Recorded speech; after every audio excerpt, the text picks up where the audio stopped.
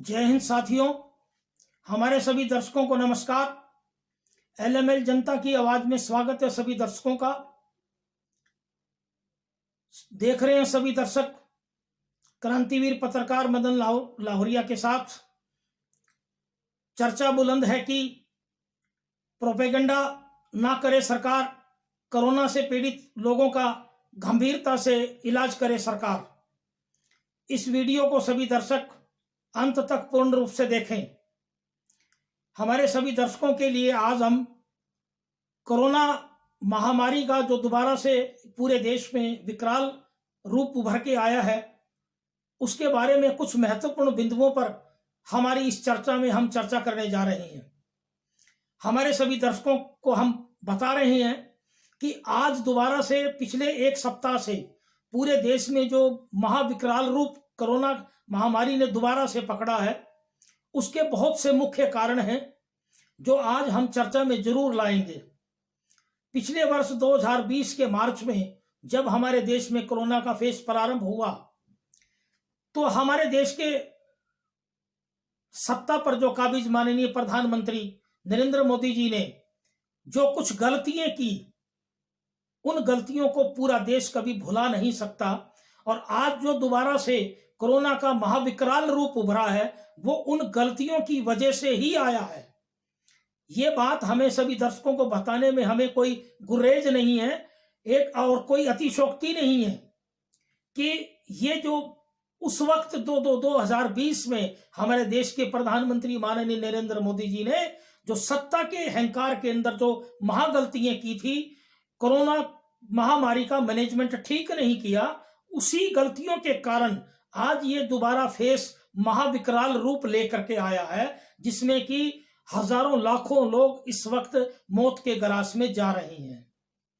इस बात के हम मुख्य बिंदु सभी दर्शकों के सामने दोबारा से हम दोहराना चाहते हैं और वो पिछले साल की याद ताजा करवाना चाहते हैं कि जब हमारा कोरोना का आया तो सभी दर्शकों को याद होगा, कोई हमारी देश की जनता या हरियाणा प्रदेश की जनता उस बात को भूली नहीं होगी कि इन्होंने ताली थाली और बजवाई, घंटे बजवाए, मोमबत्ती जलवाई और माननीय प्रधानमंत्री जी ने खुलेआम बयान दिए कि कोरोना चला गया। देश के फिल्म एक्टर बड़े बड़े ब्रांडिंग के लिए इस्तेमाल किए और उसके बाद इन्होंने जो हिसाब से कोरोना की मैनेजमेंट के लिए जो कंट्रोलिंग की, वो केवल अपनी आरएसएस और भाजपा की पार्टी के वॉलंटियरों के द्वारा ही, और पूरे देश में कोरोना के आंकड़ों का एक गेम बनाते चले गए। ये 2020 की अप्रैल मई जून के अंदर पूरा हमारे देश की जनता ने देखा है इस बात को। दूसरा, पूरे विश्व के सभी मुल्कों के अंदर वहां अलग अलग स्टेट वाइज उन्होंने लॉकडाउन किया। यहां सबसे बड़ी गलती जो आज पूरा देश हमारा कई सालों तक उभर के नहीं आएगा आर्थिक तंगी से, वो सबसे बड़ी महागलती इन्होंने सत्ता के अहंकार में किसी की बात ना मानते हुए, अपनी मनमर्जी करते हुए पूरे देश में कंप्लीटली लॉकडाउन कर दिया। बसें बंद, रेलवे बंद, ट्रेन बंद, सब कुछ बंद, लोगों के काम बंद, नौकरियां गई, हजारों लाखों लोग एनसीआर से मजदूर भाई अपने गांव पहुंचे, हजारों आत्महत्याएं हुई।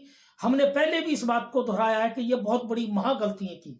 उसके बाद ये वहां भी नहीं रुके, इन्होंने कोरोना के अंदर दवाई कंपनियों से सेटिंग करके बहुत बड़ा मेडिसिन का व्यापार, आपका मास्क का व्यापार, और कहीं भी इन्होंने हमारे इलाज के सटीक उपाय किसी भी डॉक्टरों को बताने नहीं दिए, उन पे डिक्टेटराना अंदाज से हुक्म दे दिया गया।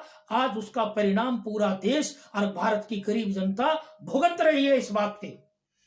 उसके बाद इन्होंने वहां पे क्या क्या नहीं किया, राजनीतिक गेम क्या क्या नहीं खेले। एक तरफ तो कोरोना चल रहा था, जहां इन्होंने घंटे बजवाए अपनी पार्टी के लोगों से, वहां भी बगैर मास्क के हजारों लोगों ने घंटे बजाए, जबकि और लोगों पे लॉकडाउन लागू, कंटोनमेंट जोन, पता नहीं कहां से प्लानिंग लेके आए, और WHO जो वर्ल्ड हेल्थ ऑर्गेनाइजेशन है उसकी पूर्णतः गुलामी करते हुए हमारे देश के माननीय प्रधानमंत्री नरेंद्र मोदी ने देश की जनता को तबाह करने का बीड़ा उठाया। अब बहुत से लोग कहने लगे कि जी प्रधानमंत्री तो बड़े ईमानदार हैं, बड़े त्यागी हैं, तो दो कपड़ों में है, ये ऐसा हो ही नहीं सकता।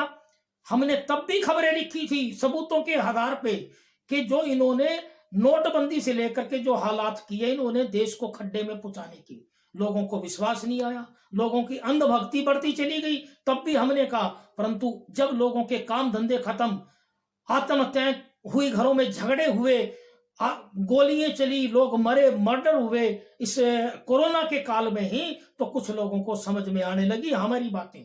आज हम उस बात को फिर दोबारा से दोहरा रहे हैं कि पिछले 1 साल की जो कोरोना में इन्होंने नीतियां अपनाई, उसका ही आज पूरे देश की जनता को के सामने ये कोरोना का महाविकराल रूप उभर के आया है।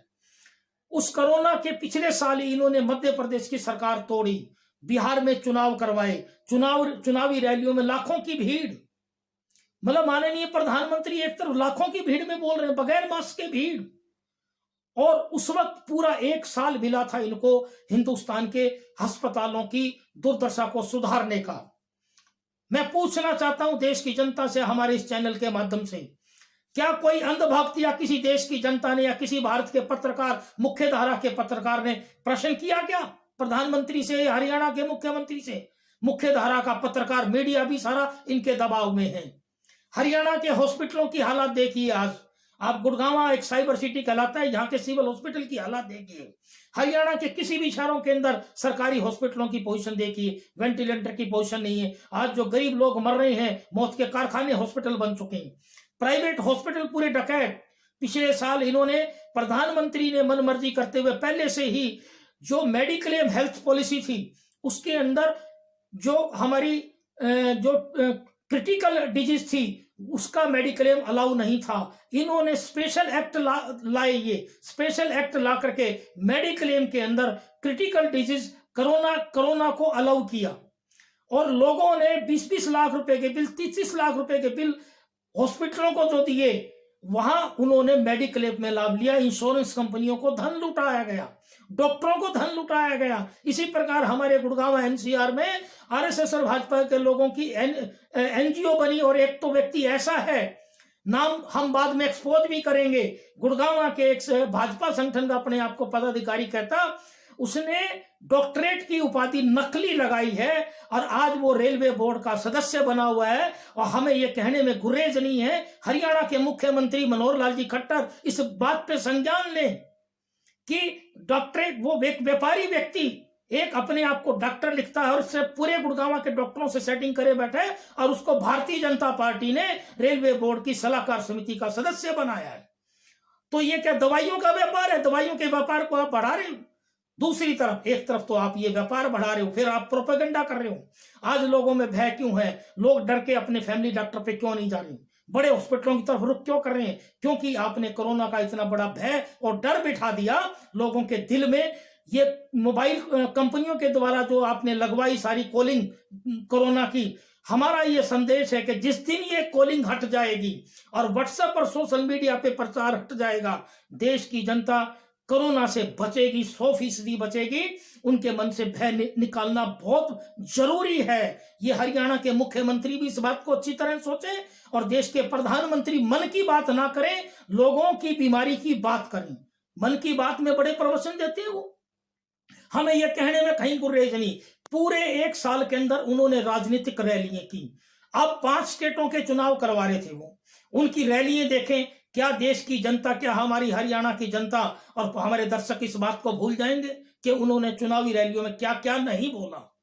क्या उन्होंने कोविड का इंतजाम किया वहां पे लाखों की रैलियों में, अमित शाह की रैलियों में, हमारे प्रधानमंत्री नरेंद्र मोदी की रैलियों के अंदर क्या क्या कुछ नहीं किया और क्या क्या असभ्य शब्द उन्होंने नहीं बोले?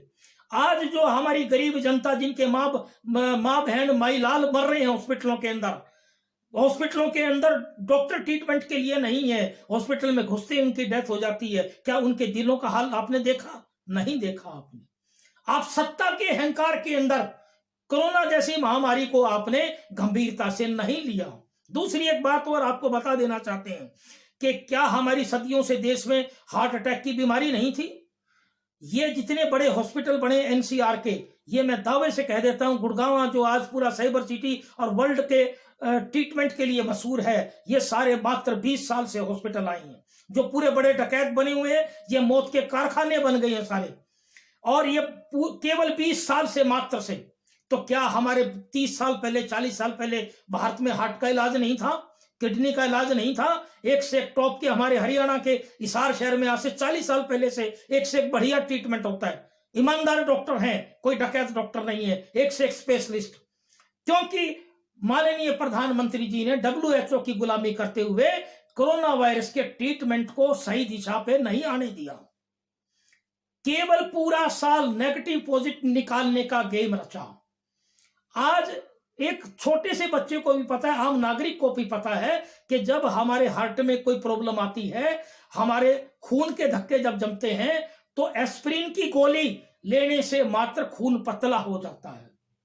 ये गांव देहात के आदमी को भी पता है, सदियों से प्रैक्टिस चल रही है, कोई उसका हैबिचुअल वो व्यक्ति नहीं होता।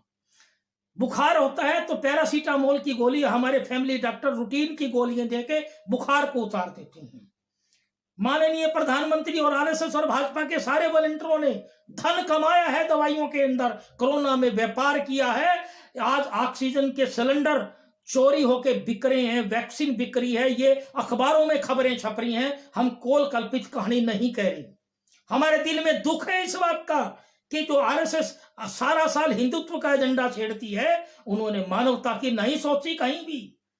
देशभक्ति वो होती है कि जो मरने वाले व्यक्ति को जिलाता है। ये तो पूरे डकैतों के हॉस्पिटलों को वरदान दिया है, उनको आशीर्वाद दे रहे हैं माननीय प्रधानमंत्री जी। इनको शर्म से डूब मरना चाहिए। ये मैं बिल्कुल दिल से यह बात कह रहा हूं कि माननीय प्रधानमंत्री जी को इस बात पे सोचना चाहिए कि ये जितने हॉस्पिटल आज जो लोगों की दुर्गति हो रही है, वो उनकी गलतियों की वजह से हो रही है। लोग बड़े कहते हैं कि जी आप सकारात्मक बने।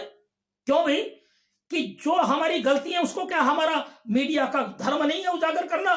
अगर हम बोलते हैं तो हमें राष्ट्रद्रोही बताया जाता है। पूरे 1 साल के अंदर इन्होंने किसानों को राष्ट्रद्रोही बताया, एक भी दिन उनकी बात नहीं मानी। तो इन्होंने आंदोलन खुद खड़े करवाए। अगर ये किसानों की बात मानते तो लाखों किसान आज कोविड के बावजूद भी धरनों पे ना बैठते हैं, एक दूसरे पर रोक लगाते हैं। इन्होंने मुकाबला किया बराबर, कोविड का इंतजाम नहीं किया माननीय प्रधानमंत्री ने। अब हम वापिस आ रहे हैं दवाई के मामले में कि हमारी छोटी छोटी दवाइयां भी लोगों को ठीक कर देती।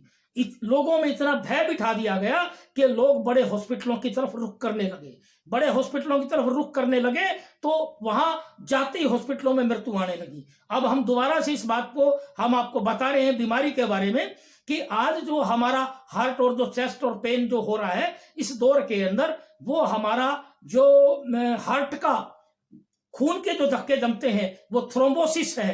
हमने रिसर्च करके पाया कि जब हमारी शरीर के जो हमारे ब्लड वेसल्स हैं उनमें खून की जब सप्लाई बंद हो जाती है, ब्लड क्लॉट्स आ जाते हैं, तो शरीर में ऑक्सीजन की सप्लाई पूर्णतः प्रभावित होती है और पूर्णतः बंद हो जाती है।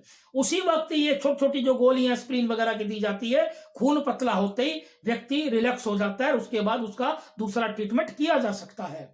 दूसरा, हमारी एस्प्रिन और इस मेडिसिन के अलावा हमारी कुछ फ्रूट और फल सब्जियां ऐसी हैं जिनका हर आदमी इस्तेमाल करे।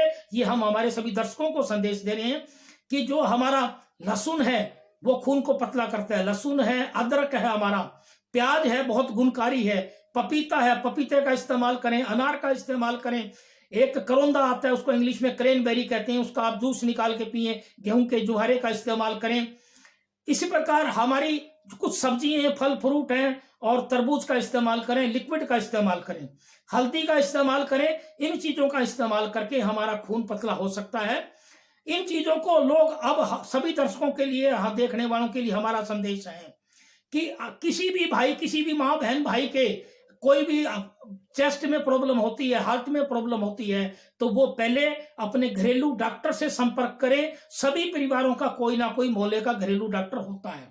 संपर्क करके अपने खान पान का दलिया खिचड़ी को जरूर इस्तेमाल करें। बड़े हॉस्पिटलों की तरफ ना जाएं। जो हालात हो रही है, चाहे हाई कोर्ट ने चाहे सुप्रीम कोर्ट ने ऑक्सीजन के बारे में बोला है, सरकारों ने घोषणाएं करी हैं, और प्रधानमंत्री जी के लिए एक संदेश और देना चाहता हूं कि यह घोषणा कर रहे हैं 26,000 करोड़ की कि मैं 80 करोड़ लोगों को राशन बांटूंगा। अरे भाई प्रधानमंत्री जी, हरियाणा के मुख्यमंत्री जी, आप हरियाणा के सरकारी हॉस्पिटलों की सुविधा तो दे दो, वेंटिलेटर तो दे दो, लोगों को ऑक्सीजन तो दे दो। आज गुड़गांव के एक हॉस्पिटल में ऑक्सीजन सिलेंडर होने के बावजूद भी 4 लोगों की डेथ हुई, और कल परसों से एनसीआर में 28 लोगों की डेथ हुई ऑक्सीजन की कमी से। ये क्या है? बात करते हैं आप 26,000 करोड़ का राशन देने की। अरे एक एक हॉस्पिटल के अंदर आप वेंटिलेटर, ऑक्सीजन के सिलेंडर तो पहुंचाए, ऑक्सीजन के सिलेंडर बाहर क्यों बिक रहे हैं? आपने अपने बीजेपी के पार्टियों के जिला संयोजक क्यों डिप्यूट करे? क्या और लोग इसमें नहीं है? क्योंकि आप आंकड़ों की चोरी कर रहे हैं। आपका एक शहर का वार्ड का पार्षद ये नहीं बता सकता कि एक दिन में कितने केस आ रहे हैं पॉजिटिव, क्योंकि आप केवल आंकड़ों का गेम खेल रहे हैं। मरीजों के लिए आप कोई सुविधा नहीं दे रहे। हम बिल्कुल जमीन की सच्चाई बता रहे हैं। कोई ये ना सोचे कि हमें पाठ ना पढ़ाए सकारात्मक बात का। ये कतई कोई भी अंधभक्त हमें पाठ पढ़ाने की आवश्यकता नहीं है। जमीन की सच्चाई मीडिया का बताना धर्म है। जो मुख्य धारा के मीडिया नहीं बता रहे वो इस पाप के भागी हैं, पूर्णतः भागी हैं पाप के। और जो संघर्षशील पत्रकार इस बात को उजागर करेंगे, असली देशभक्त वही है। तो दोबारा से मैं हरियाणा सरकार और भारत की सरकार से हमारे चैनल के माध्यम से गुजारिश करता हूं कि प्रोपेगेंडा ना करे सरकार। कोरोना से पीड़ित लोगों की बेहतर सुविधाएं देकर के जल्द से जल्द उनका गंभीरता से इलाज करे। जय हिंद, वंदे मातरम।